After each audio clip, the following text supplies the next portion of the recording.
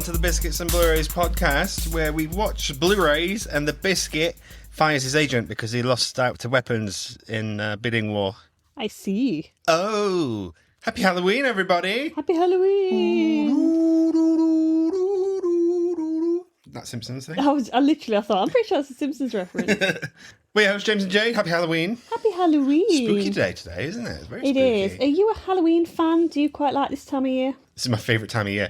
I prefer Halloween to Christmas, fact.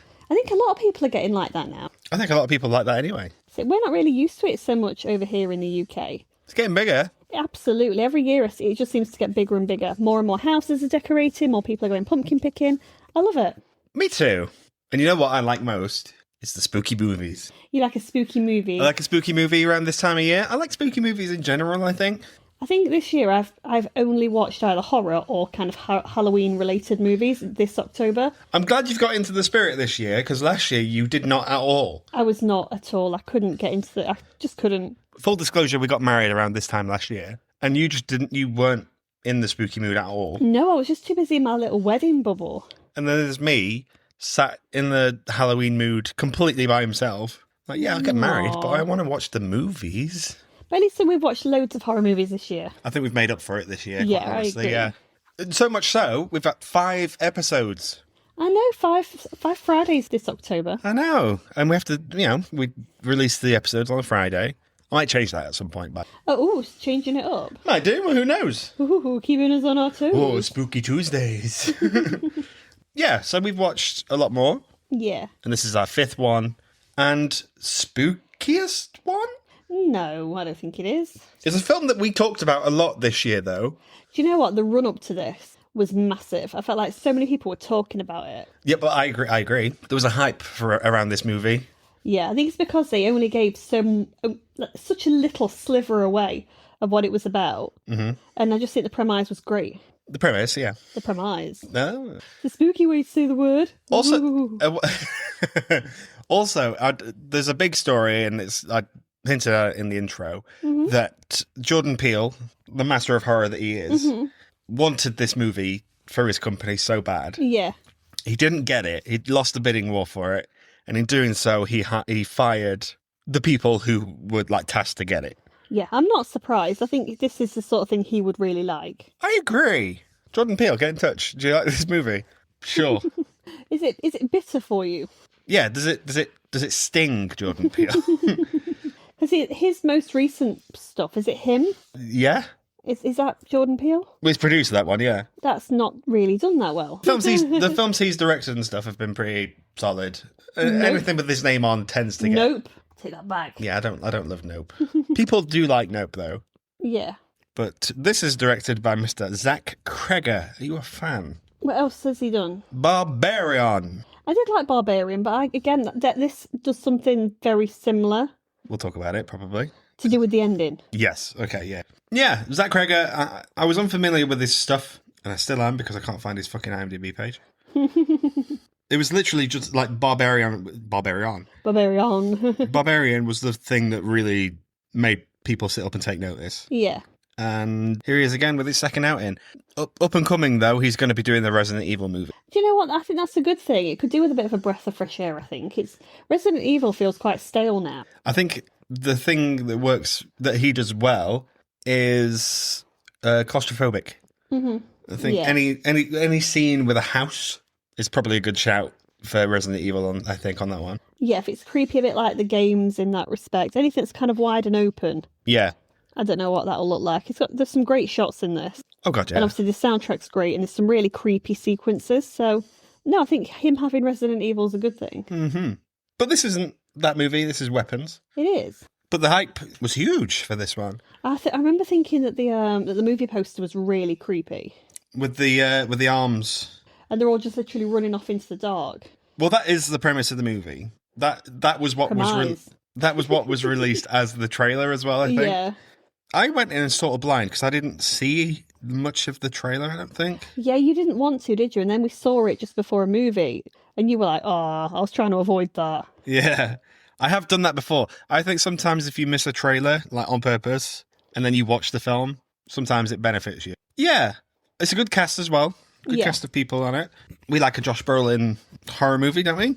What else has he done that's a horror movie? Goonies? Josh Brolin? Josh Brolin's in Goonies. Yeah, No Country for Old Men. That's pretty scary.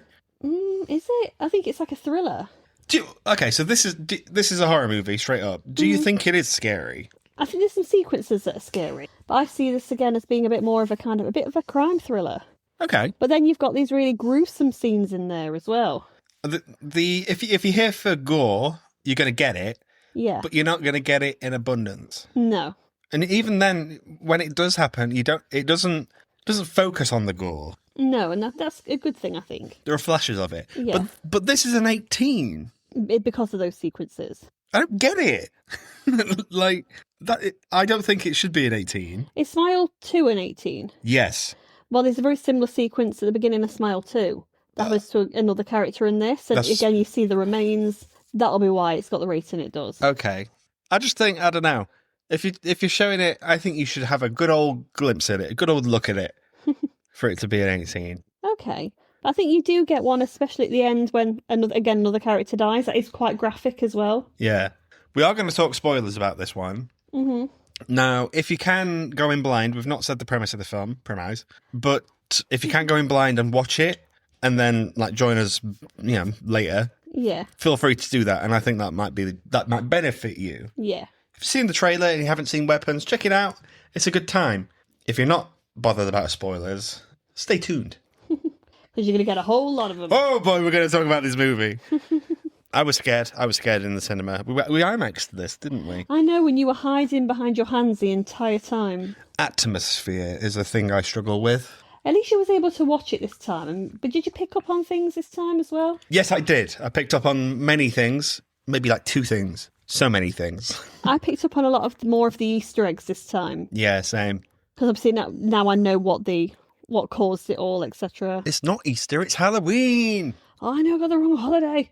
Yeah, now I know who caused it all. It makes more sense, and now I can see where it's coming from with some of the bits and pieces it uses. Yeah. Well, this is the tagline for the movie. I've got it right. I've got it in front of me. It says it here. It says, "Last night at 2:17 a.m., every child from Mrs. Gandhi's class woke up, got out of bed, went downstairs, opened the door, walked into the dark, and they never came back." Mm-hmm. A+ for that tagline, by the way. Yeah, it feels fairy tale like almost, very Pied Piper. It's told by a child. The child narrates the front part, and the back part of this movie. The beginning and the end, guys. But she says as well, this child is this is a true story. At that point, I imagine most people in the cinema we were in, it was a busy cinema. It was really busy, wasn't it? But we went opening weekend, didn't we? We went opening day, yeah. I think people were anticipating it to be good. And also, what is it? It had a really good opening weekend, didn't it? If I remember from looking at what the numbers were, but then it did drop off. Yeah. Also, if you're a fan of those sort of horror movies where it's this is based on true events, I think that sort of gets you back up a little bit. Yeah. No, I agree. I think the people that were looking for a Blumhouse probably didn't like this. This is not a Blumhouse. No, that was looking for kind of the cheap jump scares, stuff like that. I don't imagine this would be for them.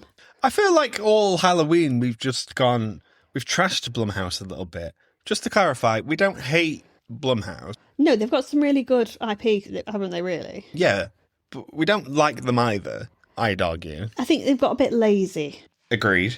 And also, they put out shit every now and then. Yeah, it's they try with some ideas, but it's, again, I feel like they're catering to the same audience again and again and again, and it's we're not stupid, give us some more. Well, it's those teenagers who want a horror movie to see with their boyfriend. Ooh. Yeah, they never really delve past the 15, really. They don't at all, which is problematic for me because they have the Exorcist IP. I am sad. I don't know, I feel like Flanagan will do something good with that, though. Yeah, but Believer was wank, wasn't it? So yeah, this is a bit of a slow burn. Mm-hmm. Is that okay with you? I don't mind it. I feel like when I was watching it in the cinema, it seemed to drag on a lot more than it did now. This is 2 hours, 8 minutes. Because it's told from different characters' points of view. Mm-hmm. So often it kind of replays a scene. Yeah. From another character's perspective. Mm-hmm. And sometimes it just drags because it's I've already seen this. Do you know what I mean? But does it, because you've got it happening with maybe 5 characters? Is it 5? I'm trying to think. Okay, so there's Julie Garner. She's the teacher. Alden Ehrenreich, he's the cop. Josh Brolin's the dad. Oh no, 6. The drug addict, whose name is also James. The character, yeah. Benedict Wong's character. Benedict Wong And then Alex. So 6. So it happens to 6 characters. So it is quite drawn out. Yeah. I thought it felt longer the first time we watched it. That's what I mean. I think it's because, again, I didn't know what the mystery was. And as soon as it got to the end of Brolin's bit, which ends on a bit of a cliffhanger. Yeah. Benedict Wong coming out of nowhere with his eyes bulging. We then go to the cop and the drug dealer, which just felt completely out of it. I don't think that's a bad thing, though. But it took me out of the spooky mood, though, because I felt like their storylines weren't scary. I think, no, I agree, but it builds to that mystery and it builds to a bigger thing. So, for me, when I was watching the Brolin one, and then Benedict Wong comes up and attacks Julie Garner, and then it stops, I'm like, well, I want to know what's happening there, and that's on the back of my mind. Actually, it's not. It's at the front of my mind. And then they go, oh, here's the cop. Yeah. And I'm doing the It's Always Sunny in Philadelphia fucking Carol bit. Yeah. Pepe Sylvia bit. I'm piecing all these puzzle pieces together. Badly, by the way. I was thrown off a little bit. I see. I think it probably could have done with only maybe having the 5. It would have just streamlined it just that little bit. Who would you cut out? I probably cut out the drug dealer one. I don't feel like you needed that. But I don't think any of them... Although, to be fair, he's the one going into the house. He's the one that... Yeah. So it does add pieces to the story. Maybe just shorten some of them. I don't know how long each segment is. The longest one feels like Alex's, but that's when it starts to... It has to be, It has to be that one. However, probably Julie Garner, because that's setting up the start of the movie. Yeah. So, I don't know. I never felt like it was over long. The first time... This viewing of it flew by. Yeah, it flew by. I don't know why it flew by, whereas it didn't in the cinema. Maybe because, again, I was really concentrating on what was happening. Yeah. I feel like I was glued to the story this time, because I already kind of knew I could relax a little bit. Yeah. The performances across the board. Pretty good. They all know what they're doing, don't they? I think they all understand the assignment. No notes on that one. No, literally no notes, by the way. I think everyone's good in it. Everyone, again, they all know what they're doing. They all get on with it, really. Yeah. Who's doing the heavy lifting, do you think? Because it's so bitty. Ooh. Because it does break up into these different segments, it's hard to say who is doing the heavy lifting, because you don't really see the villain until close to the end. But whenever they're on screen, they have that menace. Aunt Gladys. No, I know the villain is. You see her in the middle of the movie, I think. But she's not really doing anything until Benedict Wong's bit, is she really? Yeah. We don't really get to see her being full evil. I mean, we've seen her do something horrible to Benedict Wong. It's nasty. But we don't really get to see the kind of quiet menace that she has with Alex. It's really quite terrifying. Yeah, I see your point. Yeah, that's fair enough. Let's talk about Aunt Gladys, actually. In fact, no, I've got a question for you. Yeah. Before we went to see it, what did you think could possibly be going on? I had no idea. What were you sort of leaning to as we were watching it? Do you know what? Again, I've got no idea. I didn't know what to expect.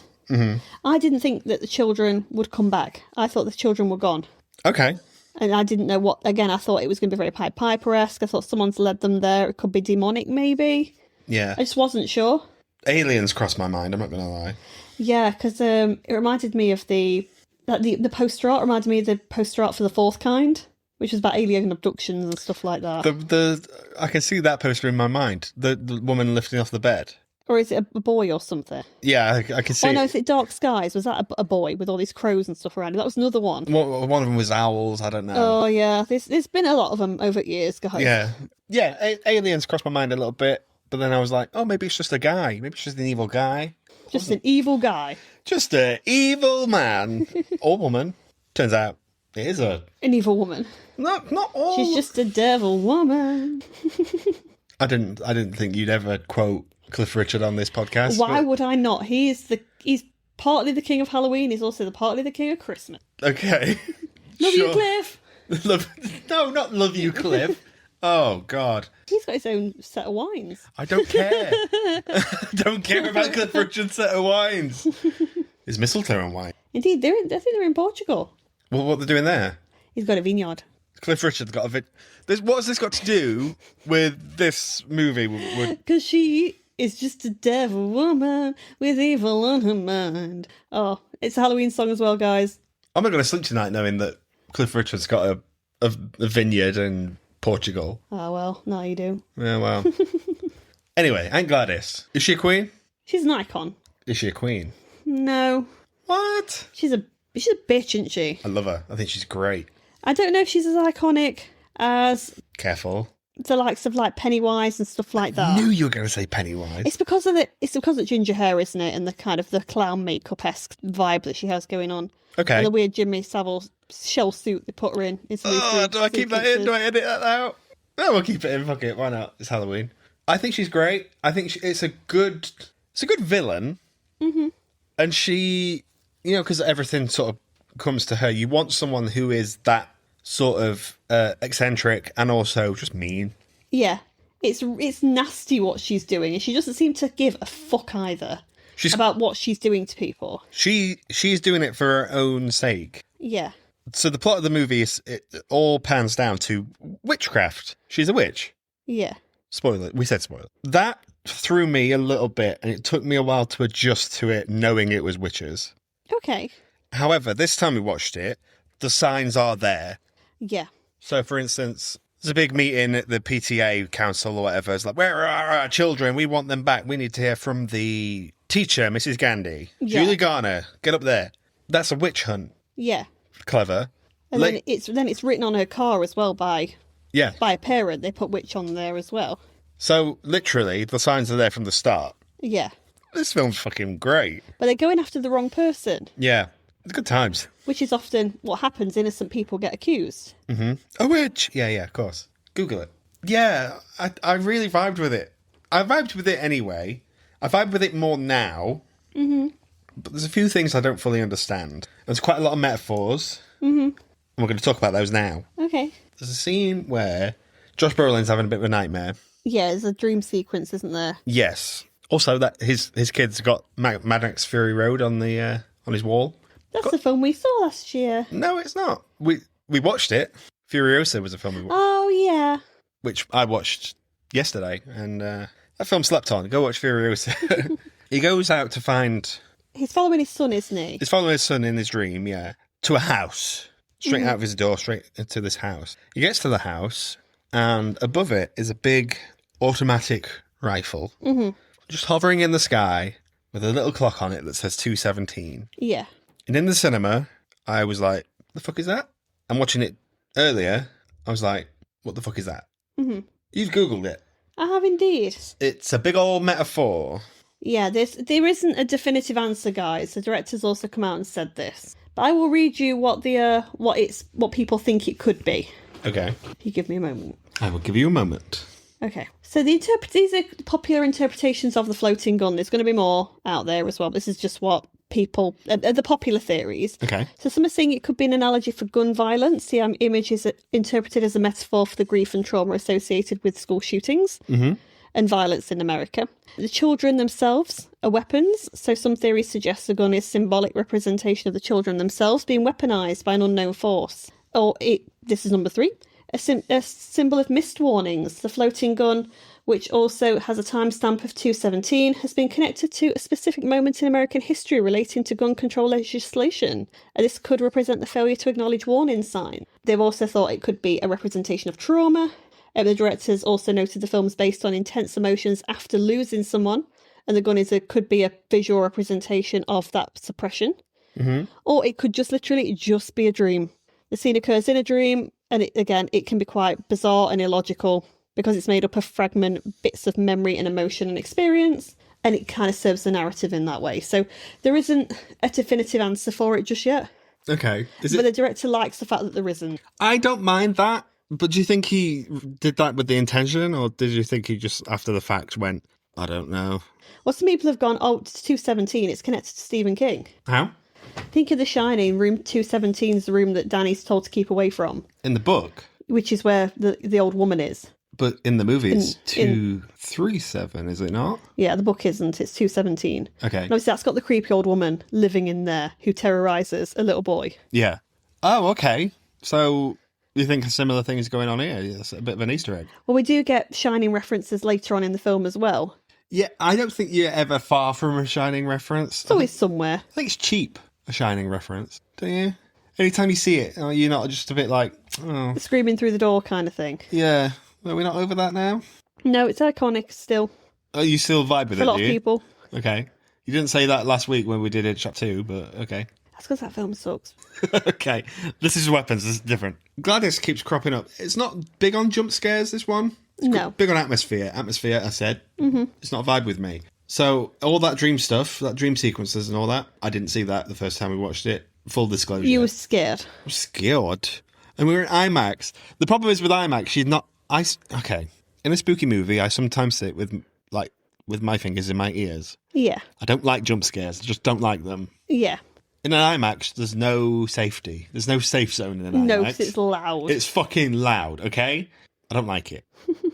So, anytime the jump scares did happen, and there aren't many, I didn't like it. However, there's a scene I do find scarier. I think everybody was unnerved by this particular scene.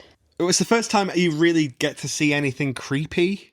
I know Julia Garner has a bit of a nightmare where, like, Aunt Gladys is on the ceiling and stuff. Yeah, and she goes to investigate Alex, who is the little boy who was left behind, really. All his classmates have gone missing except for him. She keeps following him home. Yeah, she goes to his house, and it's all creepy. It's all the windows have got newspaper on them. Yeah. And she looks through a kind of a crack in kind of like the paper, and she spots that his parents are just sat on the sofa, completely motionless, like zombies, and that freaks her out. Yeah. She's like, And that is odd. So she just tails little Alex, for the foreseeable. Yeah, I mean, her instincts are bang on, but however, she's going about it the wrong way. Yeah. Then there's a scene where she's just outside the house waiting. She had a bit of a stakeout, isn't she, almost? Yeah. She falls asleep. Mm-hmm. This is at night, and then the door opens for the house. Nothing happens for a while, and then a woman, the mum, Alex's mum, walks out with a pair of scissors in her hands. Mm-hmm. I don't like this, Jade. I don't like What this. is it you don't like about it? Is it the walk? Is it the way she's holding the scissors up in the air? Correct. Both of those two things. Also, like the music does like a creepy thing as well. But I've never seen anyone walk that janky. And I said to you in the screen, I was like, "Fuck that." You was like, "Nope." But it's the way the door opens and it's completely pitch black inside. You can't see anything. Yeah. Then she appears. And she's walking janky. She's got the scissors in the air. And then she walks to the car. She stands there at the driver's window, doesn't look in or anything, and then just walks off. You don't see her again. Yeah. Until you hear the car door open. And you know she's in the back seat. And you know she's there. Less is more in cinema. I get that. It's creepy because you hear the scissors opening and you think, oh, fuck. Yeah. Julia's dead. And then that's where her story ends, with the lock of the hair going. Yeah, you see her cut her hair. Alden Ehrenreich. You didn't know it was little Han Solo. I didn't know. Good for him. I guess. Well, he's not the character I remember in this, though. I agree. But he's got a hearty moustache, and it must be commended. Do you think he wrote himself, or do you think it's special? No, I think it's. Makeup? I think it's on purpose. I think it's the Tom Selleck issue. I think it's a dead ringer for Tom Selleck. Okay. I don't know why. I just think that's weird. You are weird. I don't have a moustache. If I could grow a moustache, though, this is what. No, what? Say moustache again. Mustache. Moustache. Mustache. If I could grow a moustache, that's the one I want. Any day of the week. And then Flanders. Yeah, a Breaking Bad one. Yeah. Stupid sexy Flanders. Anyway, he's a cop. He's got a bit of a connection with Julia Garner. Mm-hmm. Are they a relatable couple? Do you vibe with those? No, they've clearly had something in the past. Mm-hmm. It's alleged that she could have possibly been a bit of a needy girlfriend, blowing up his phone from the sound of it. Yeah. Just with loads of text messages wanting to know where he is, just being a bit needy. He's with the police chief's daughter now, and she's away. However, he's had a very bad day at work. So we find out first, obviously, he went to meet her, and that something's clearly happened because the girlfriend later confronts Julia Garner's character in the liquor store and starts shouting, "You fucked him!" And she's like, "No, I haven't." We later found out the truth about that. Yeah, they did. Yeah. But when we see his story, we realise probably why he went out with that character, because he kind of felt like he possibly had nothing to lose, or he just needed some company after a shit day. And it is a shit day at work for him as well. He's also partly to blame. Yes. He's just doing his job.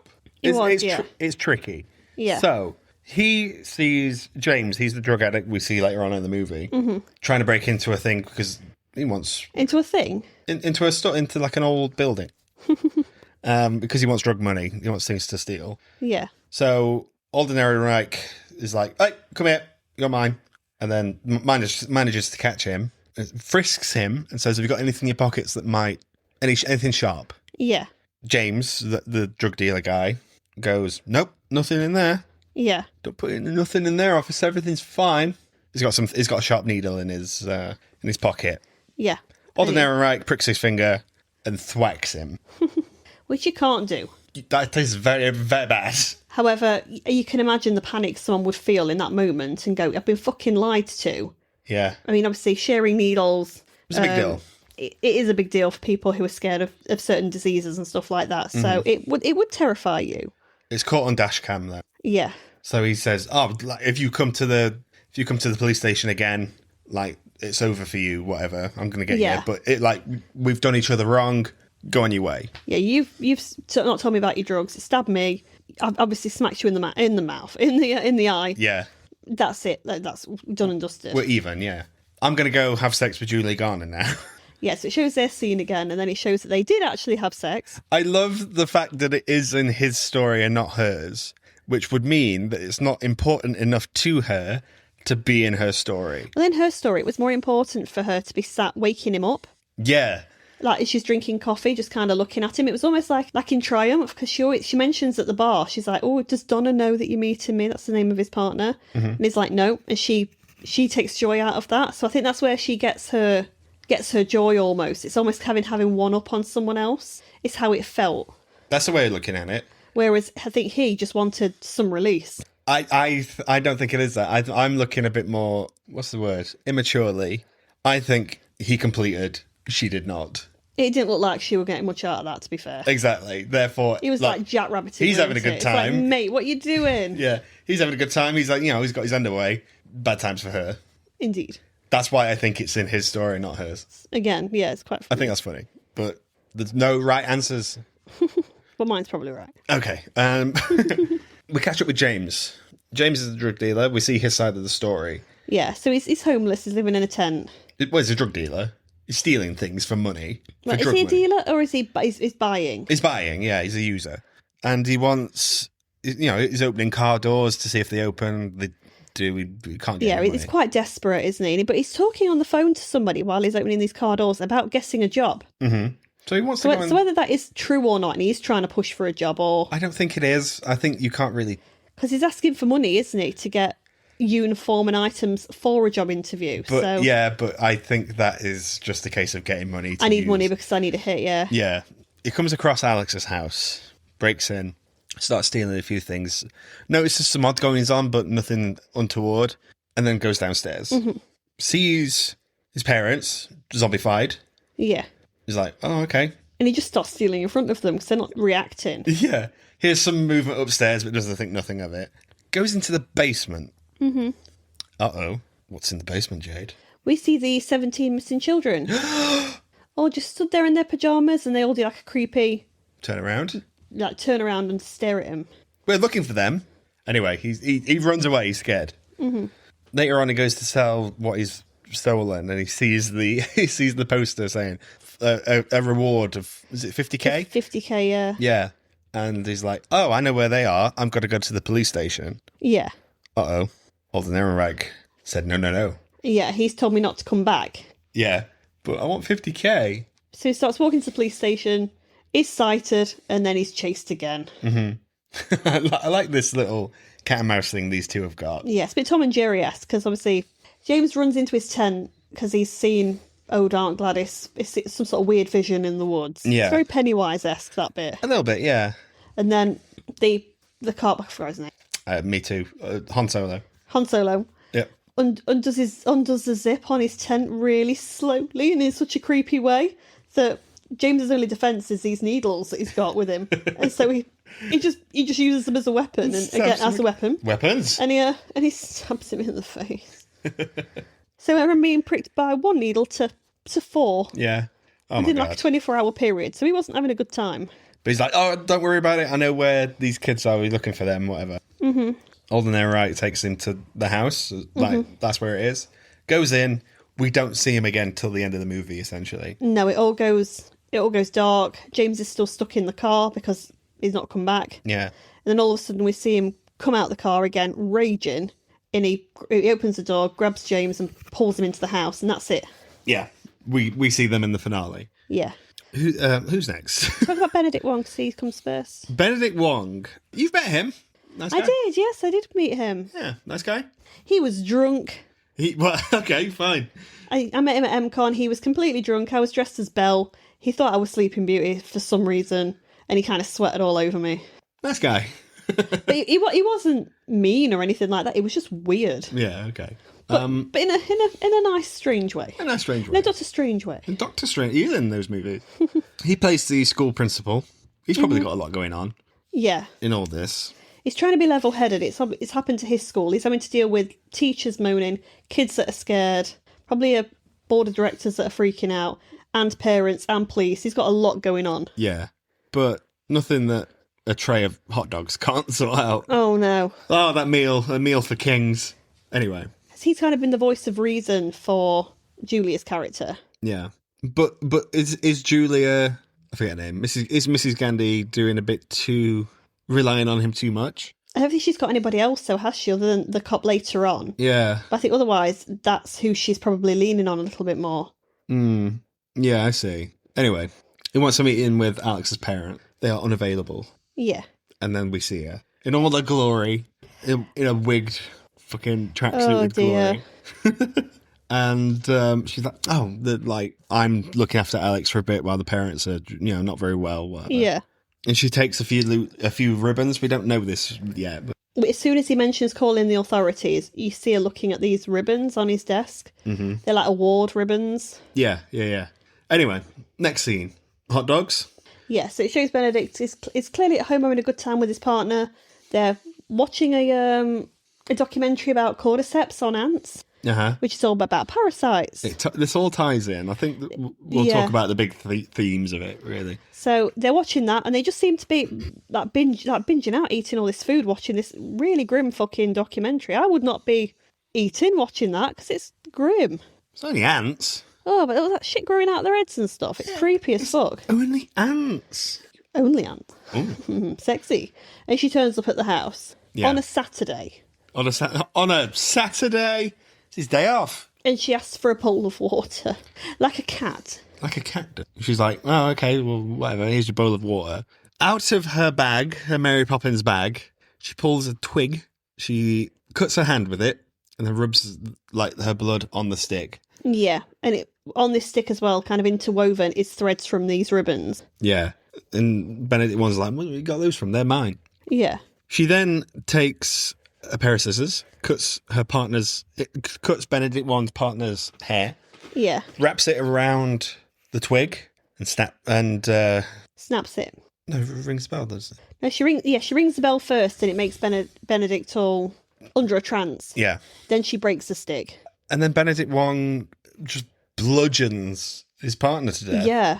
And it's quite horrendous as well, the way he does it. He does it with his forehead, doesn't he? Just going to town on it. And it cuts to Gladys putting all the stuff away, and you can hear him still doing it in the background, and it's not very nice. Yeah. Until the lock of hair that was cut from Mrs. Gandhi is then wrapped around the twig and snapped then. Snaps again, yeah. Off he goes. So we know now why he was running the way he was. That ended Mr. Brolin's kind of segment in the film. I do like the image of Benedict Wong with the eyes like, sort of bulging. Yeah. Just running. It's unclear as to if these people are aware of what they're doing and are unable to control it, or they are completely not themselves. Yeah. I like to think it's a bit both. Which if it is the fact where they are still in there and they know what they're doing, but they can't because they're being controlled by this parasitic witch. Mm-hmm. That's quite horrific in itself. Yeah, but also just the image of him with blood on his face. I thought his eyes were bulging because he was just running. We see him running across town, essentially. Yeah. And, like, if he's eating 7 hot dogs in the sitting, he's not in good shape. No. That's why I imagine his eyes are bulging. It's his rage, apparently. Yes. 28 Days Later style. But not naked. Not naked. Because all the zombies in the 28 years had to be naked. I think the hanging dong, yeah. That's a weird movie. I don't think we'll ever cover that. I hope not. Yeah, same. Anyway, doesn't end well for him. But I do want to talk. This is where I want to talk about the shooting of this, because there are chapters essentially of the same story. This must surely have been rehearsed like a play. Yeah, you said that, didn't you? Because you'd have to deliver the lines in the same way with the same sort of choreography. Yeah.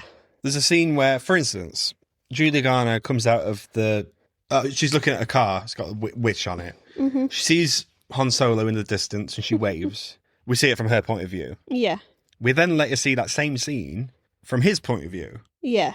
She's got to be doing the same movements. Yeah, it's got to be the same for continuity. Yeah. So that's got to be the best challenge for an actor, isn't it? Surely. I don't know. Well, what do you think as a fellow actor? You are given these sort of direction, but it's muscle memory at some point as well. Mm-hmm. You learn your lines. It's muscle memory that when I say my line, I go over here. When I say this line, I go over here. Yes, I do this with my arm. It's part of the movement, really. Yeah, but that takes rehearsal. Mm-hmm. I don't know much about the making of this movie, but I do feel like that has to be sort of theatre-esque. Maybe, yeah. And if it is, good credit to those actors for pulling it off, because it's seamless. It's beautiful. We mentioned in the It Chapter 2 episode that comedy and horror go hand in hand. They do indeed. They do indeed. This is not a comedy. No. However, the ending... You've not spoken about Alex yet. We'll talk about it in a second. Okay. The ending is... Well, there's moments of jokes in this. Yeah, I think when Josh Brolin does the what the fuck after having his dream, people in the cinema were laughing. Cause they all thought we did, because it's a first watch and you're thinking, what the fuck's happening? Yeah. It was this weirdo that keeps turning up. I think that's a science. I think after, if you see a film in the cinema and it's scary and whatever, and there's a big jump scare and everyone jumps and they're like, oh my God. And then people start laughing. Yeah. That's a release of that energy built up by that atmosphere and that suspense. Yeah, because they say as well, like, if you're going to go on a date, you're better off taking your date to a horror film as opposed to a love film. Because it builds something up inside you, doesn't it? And it's survival instinct, really, isn't it? You fight or flight. I think you do need those moments of comedy here. You said it didn't work in It Chapter 2 because that was going for laughs. Yeah, it felt very gimmicky in that one. So why does it work here so well? Because I don't think it was meant... It's still done from a horror perspective. Okay. Again, I think the Eddie scene with Angel of the Morning playing, that felt too Deadpool. Yeah. And that felt, again, that's where it felt gimmicky and silly. Whereas this didn't have that. We didn't have any stupid soundtrack playing over something horrific happening. Yeah. How the characters were feeling were how we were feeling watching it, going, what the fuck? Yeah. Okay. Yeah. The only thing that you can probably say was some people might have not enjoyed would have been the ending sequence with two particular characters, which could be maybe seen as being a bit cartoony. Alex's story is when it does get divisive. Mm-hmm. So we established that Aunt Gladys is in town, staying with Alex and his mum and dad. Mm-hmm. He comes home from school one day and his mum and dad are sat at the kitchen table. Yeah. Zoncode. Yeah. Just nothing behind the eyes. Yeah. And then Aunt Gladys comes in and is like, well, look at this. They're just resting. Alex doesn't believe her. She sends him up to bed. Yeah. He's up all night, clearly just like freaking out, thinking what's happened to my parents. Comes downstairs the next morning and it's exactly the same. His parents are sat in the same position. They've not moved. Aunt Gladys is there. Yeah, and lays it out for him. Yeah, she's basically very much the case of, this is how it's happening now. You will not be telling anybody I'm here, or this is going to happen to you. And then Aunt Gladys does something that makes them pick up forks and just jab themselves in the face. Yeah, so very similar to what she did to Benedict Wong's character with the willow stick and stuff. She does the same thing with the parents, and that's pretty crap. That is. Because poor Alex is then freaking out because his parents are just mutilating themselves. Yeah. Aunt Gladys, essentially, she's doing it to suck she's a parasitic witch. Yeah. She's trying to get their sort of energy. I think it's their life. I don't know what it is she's doing, but... It's unclear. Yeah, but she's feeding off them in some way because she's terminally ill. But the only thing that Alex is feeding his parents is soup. Yeah, so she's basically said, your parents are still alive, I need them. Mm-hmm. You keep doing this, you feed them soup, and I'll be leaving. You mentioned Aunt Gladys is ill. Yeah. In this, and is it cancer she's got? I think it's assumed that she's got it. I don't remember them mentioning it, but I think it's thought something like that. And if that is the case, that it in itself, you said, is a bit of a parasite. It's parasitic, yeah, because it's cancer cells basically eat your cells. Yeah, that is the theme of this. It's something leeching off something. Yeah, because even mentioned in Mrs. Gandhi's class, they're talking about parasites. Yeah, and then we got the documentary with the ants. Yes, it's all the way through this. It all connects. It all connects together. So, the draining the life force of mum and dad isn't working. I need more. I need kids. I need your friends from class. I need your friends from class, Alex. Get me their stuff. Yeah, she's like, fetch me an item of every person in your classroom. And he's quite naive in this scene. So he's like, well, how will that help you? Mm-hmm. And she's like, well, it will help me. She doesn't tell him well, how. She's just like, it will. And he says, well, will that make you go away? And she says, yes. Yeah. And he naively believes it because his parents are stuck in this position. And I think ultimately it comes from that. He wants them back. Essentially, Gladys has got him over a barrel. Yeah, and he seems so lonely and so sad. But all he wants is his parents back. Yeah. It's kind of heartbreaking, really. It is really sad. And he's having to care for them. Mm. And they're not getting any better. They're getting worse. Things will never be the same. Mm-hmm. Yeah. We get name tags off the bags and stuff. And nurseries have like trays of belongings. Yeah, so it's made out that Alex is a bit of a loner anyway. He manages to kind of get some time by himself while the rest of the class are playing.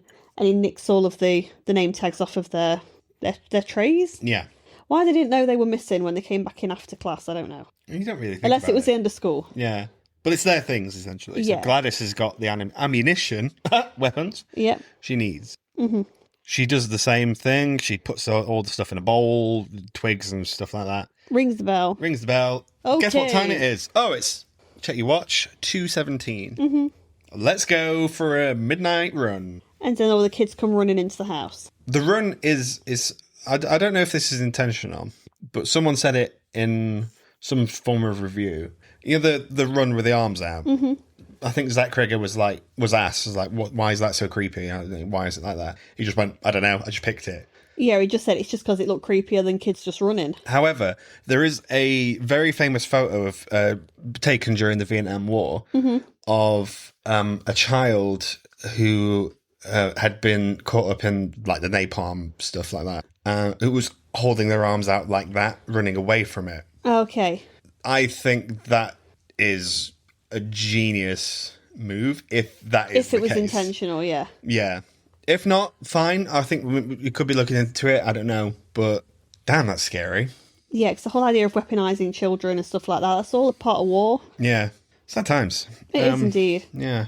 Anyway, Aunt Gladys has got everything she needs. She's got the kids in the basement. But every chapter of this has been building for Mrs. Gandhi and Josh Brolin, I forget his name, to go to the house and see what's going on. And to find these children, basically. Yeah. So, is this where it gets its 18 certificate? I think it's already had it because of the earlier Caesar Benedict one, killing his partner and then getting killed in the road. Yeah. It's quite gory when you see it, but yeah. Yeah. This is where it gets... the comedy comes out. It just goes balls to the wall now for the rest of the movie. Yeah. So, we establish... If you are under the influence of Gladys, you need to be killed to be stopped. Unless she's stopped. Unless she is stopped. That's what's at stake. Yeah. So, we get a scene where James, the drug user, is in the house and is possessed. He keeps attacking Josh Brolin. Like, he runs at him, screams at him. Yeah. And Josh Brolin punches him. He's down. He gets back up. He punches him again. He's down. He gets back up. I haven't laughed at a film like that this year. That caught me off guard. Yeah, because every time that he kept getting back up and getting thrown across the room, you were just laughing. So again, it's very Tom and Jerry-esque. Were you laughing at it as well? I think I was laughing at you laughing. I don't think I was the only one laughing in the screen. No, but you were certainly the loudest. And it was your enthusiasm is nice. It was funny. And I wanted everyone to know that it was funny. I'm laughing. You were. Potato peelers. Oh, yeah. You've had a tough few years of kitchen implements being used as weapons. I know. You ever let her eyes? I never watched that scene. I've not seen it to this day. Yeah. And then potato peelers. Again, I've never seen that to this day either. I don't think that's how that would work. I've never tried it. Should we try it in a bit? Yeah. On you. No, on you. Oh, okay. Yeah, no, I just think it's a good bit of gore, but I don't think that's how And that I bet works. it fucking hurt as well. Well, he's under the influence. It doesn't matter. Yeah, they don't react to pain or anything. So, yeah, because Mrs. Gandhi shoots Han Solo in the neck, and he's gushing blood. But he's carrying on, trying to kill her. She's full of rage, man. That's the thing And about all the angers. Anyway, shoots him in the head. He's dead. Mm-hmm. Meanwhile, Alex is like, right, okay, I'm being attacked by my parents. He's fighting for his life as well. So Gladys has tried to kind of put herself... She's trying to do a bit of protection for herself because she's got an idea that people are getting are understanding what's happening. Yeah, it's building. And it's coming to a fact that people are going to find these kids at some point. Mm-hmm. So she wants them to leave. So she puts like a line of salt blocking each of what is effectively acting as guard dogs. And she said, well, if you cross this line of salt, you're fucked, basically. You're done for it. She tells Alex, but he does it anyway. And his parents come after him. Like that as well, by the way. It's creepy. Yeah, and they'll stop at nothing. They're breaking through doors. Again, they're not feeling any pain from the looks of it. They're just going straight at it. They've got that rage. Yeah. But Alex has a plan. Mm-hmm. And in doing so, he manages to worm his way into Aunt Gladys's Gladys's like wig room or whatever. No, bedroom. Gets a twig. Wig room. Gets a twig. Gets a strand of hair from the wig. Was that how that works? He got the strand of hair from something. It was a brush or off the wig or something. I weren't looking where he got it from, but he definitely had it. Okay. And decides to, just prick my finger, put my blood on it and stuff, do the thing, do what Aunt Gladys has done. Yeah. Yeah. Because he's watched her do it a few times now. Mm-hmm. So he knows how it works. Whether he knew which twig he was grabbing, if it would affect his parents or affect the kids, I don't think he necessarily knew. He just picked one at random. At this point, but it doesn't matter who he's doing, because whoever it is going to come after Gladys. Yeah. So he manages to break the twig. Mm-hmm. Then it really takes a turn tonally. Because it turns out the twig is snapped. It's for the children. Mm-hmm.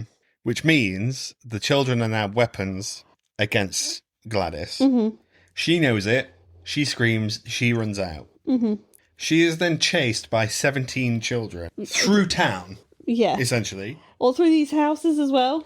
Yeah. Like she'll Aunt Gladys will open a door, run through someone's house, and the kids just smash through the window. Yeah, again, they don't stop. They're not opening doors. They don't care. Yeah. It's between them and the target, and that's all. I can see how people don't like this ending. Yeah. I get it. However, because I was watching it for the first time, I was so deep into that puzzle and that riddle and all that suspense. Finally, we're laughing. Yeah, because the way that she's running and they're chasing her, it is, again, it's very cartoonesque. Yeah. Yeah, exactly. But it made me laugh somewhat fierce, and it is a funny ending. Yeah. From somewhere you wouldn't expect it. No. But then the kids do catch up with her. Yeah. And they just rip her apart. They pull her to pieces. It's disgusting. But we've seen how they did it, and again, a lot of it was practical. The kids are all fine. The kids looked like they were really getting behind it and having a good time with it. Well, they'll know it were a model as well, so because they've been watching them paint it and all sorts of stuff. Yeah, and I'd imagine they'd be interested in that sort of. Did that pay off for you, that last gag? I don't know. I'm still a bit iffy about it. How so? I don't know. It makes sense that these people, they're going back after her this way. Yeah. Because there's a whole thing to do with, I do know, I'm not going to pretend, guys, that I know everything about magic or paganism or anything like that. But there is a thing in magic, isn't there, about whatever you put out comes back to you, like times 2 or 3 or something like that. Yeah. So she's kind of getting it back, almost. It's like you've put that energy out there. It's coming back for you now. Mm-hmm. Everything's got to balance. Mm-hmm. So you've kind of brought it on yourself, Belen. Yeah. I think if people think about this film now, I think they do think of that ending because it is so. I wouldn't say unique's the word, but so different. It is different. Yeah, that essentially we've gone a bit silly with it. To be honest, when I think of this film now, I think of 2 different sequences. I think of the lady going to the car with the scissors, And I think about Gladys getting killed by the kids. Actually, no, I don't. I think about the woman with the scissors, and I think about the beginning with the kids running off into the dark. And George Harrison's playing. Yeah, they're the two scenes I really think about. The others, I find it can get a little bit forgettable. Really? Yeah. Okay. Watching it this time, I think once you do know the twist, it's hard to then be like, to feel what you felt the first time you watched it. Yeah, that suspense disappears, doesn't it, automatically? Yeah. Because I know this time I was more at ease with it. Essentially, I was just looking for things in the background now. Yeah. I still get a laugh out of it at the end, but it's not the same as going through hell, essentially, and then being like, oh, everything's fine. Yeah. That's where it differs. Yeah, because the ending's quite abrupt as well. The children kill Aunt Gladys. Yeah. You find out that the kids, that Alex goes to live with a different aunt who's nice. The parents are still being fed soup. They're clearly still not well. Yeah. Whether they're ever going to be well, I don't know. Because they were being fed on for a lot longer than the kids. The film just sort of ends abruptly. It just sort of ends, and it's like some of the kids start talking again. And that's it. Mm-hmm. And it's like, oh, okay. We already know that the town were embarrassed and they covered a lot of it up. Yeah. Because they tell us that in the beginning. Mm-hmm. But it just ends. I mean, whether or not we're going to get a sequel, I don't know, because I don't feel like Weapons, after its opening weekend, it didn't do so well. So I don't know if it is on the cards or not. I think word got out that what it was. Okay. So, I don't know, are people put off by, oh, it's just a witch? People like a mystery. Yeah. I don't think you can have a mystery movie these days without someone on the internet going... Oh, yeah, there's always some pleb trying to spoil it for everybody. Yeah. I've seen this before you. I think that's why we saw it opening night as well. Yeah, we didn't want it spoiled we for knew us. that would happen, yeah. I still vibe with this film. I think it's as good as I remember the first time. Mm-hmm. But I will always have that first time. You never forget your first time. You never forget your first time watching Weapons. Especially if you didn't know anything. Yeah, you weren't say completely blind. You knew a little bit, but... I knew the tagline, that was it. Yeah. Yeah. It's a roller coaster. I'm glad you got more. I think you got more out of it than I did, but I'm glad you did. But you didn't hate it? Oh, no, absolutely not. I'm still giving it 4 on Letterboxd. Is it one of your favourites of the year? No. Is it not? No. I thought it would have been after all the hype we had for it. No, it's not. I enjoyed Sinners more. Well, yeah. Sinners is a better movie. Compared to, like, Barbarian. Barbarian went a bit silly at the end. I found that very silly and cartoonesque at the end. Yeah. It follows a similar storyline, story beat, where you follow in Skarsgård and that lady, and then, like, the midpoint happens, and then you're back following Justin Long. Yeah. Who's in this as well? He's in this as well, doesn't die in this one. Is it better than Space Jam, Weapons? Yeah, I think so too. We'll always have that first time. You will. You'll never forget your first time. I'll never forget your first Weapons. Does this film have, like, an audience, though, outside of us two clowns? I think so. I think it's going to be a cult classic. People are dressing up as Aunt Gladys for Halloween. Yeah, I don't think it, again, though, it's as iconic as some of the other images we've had this year. Like, for example... Sinners, yeah. Yeah, Hayley in Sinners. She looked great. And I've seen quite a few people cosplay her and look amazing. And, what's his name? Jack O'Connell, yeah. We discussed a few days ago, you don't think we've had a stronger year for horror as we did last year? Mm-hmm. Why is that? Do you know, last year just produced some right bangers. Smile Tube? Late Night? Yeah, Late Night was my favourite last year. I thought that was such a great film. We've had some decent ones this year. They felt quite mid this year. Sinners, yeah. Weapons, yeah. Good Boy was okay. Again, mid, though. 28 Days Later, that was poor. Yeah. So 28 Years, sorry. I know what you did last summer. Absolutely shite. Final Destination, I liked. Yeah, Final Destination was good. We've still got things like Shelby Oaks to look forward to. Yeah. I think that's really it for horror now this year. After Dawn, I watched that as well. Oh, Until Dawn. Oh, sorry, Until Dawn, yeah. Until Dawn. Yeah. Fucking boring. Well, it was never going to be any good, that one. I would agree with you. I mean, there's been some horror that's been fairly decent, but I don't think it's been as strong as previous years. Yeah. Although, again, we've not seen The Black Phone 2 yet. Yeah. We've not seen the Long Walk. That's delving into horror, apparently, with how horrific it is. Yeah. So who knows? There's moments of gold, but not here. Yeah, no, this one, while I enjoyed it, it feels a bit thriller-esque still to me. Even though it's got elements of gore in it, it still felt like a thriller. 'Tis an investigation. It is indeed. I don't mind that. Better than Space Jam? Yeah. Good. I'm glad you think so. I agree. Better than Space Jam. Would it have improved if Bugs was in it? If Bugs was in it. Bugs Bunny? Yeah. Yes. Would every movie be better with him in it? Yes. That goes without saying. Wow. So that's the end of our Halloween coverage. Yay, spooky season. Very, very spooky. We don't know what's next. I couldn't tell you what we're doing next. No, you're going back to your initial plan of movies you were going to do, or going completely from the beginning? We've got 4 weeks. Essentially, we've got Wicked confirmed. Yeah, because someone's excited about Wicked. Yeah, you. Mm-hmm. I haven't even seen those last trailers. You have. Well, they look good. So Wicked's confirmed. We are doing Wicked for good. Do you think they're showing too much of Wicked? Nah. Fair enough.